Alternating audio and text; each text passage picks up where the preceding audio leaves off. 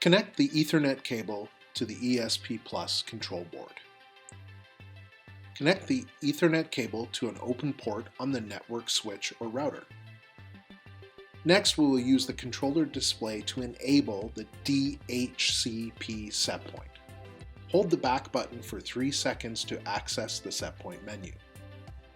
Use the up and down arrows to find the DHC setpoint. Press and release Enter to display the current setting. Use the up and down arrows to find Enable, ENA. Press and hold the Enter button for 3 seconds to confirm the setting and enable DHCP. Press the back button a few times to return to the default display.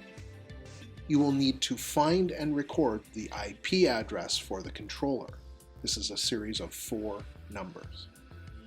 The IP address is shown on a sticker on the service parts list on the access panel. On a computer connected to the same network as the ESP Plus controller, open any browser, either wired or wireless. Enter the controller IP address into the address bar of the browser and press Enter. The controller home page should now be displayed. If the controller web page does not load, additional setup support or IT support may be required.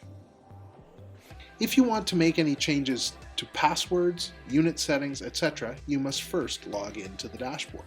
Enter the username and password for this controller.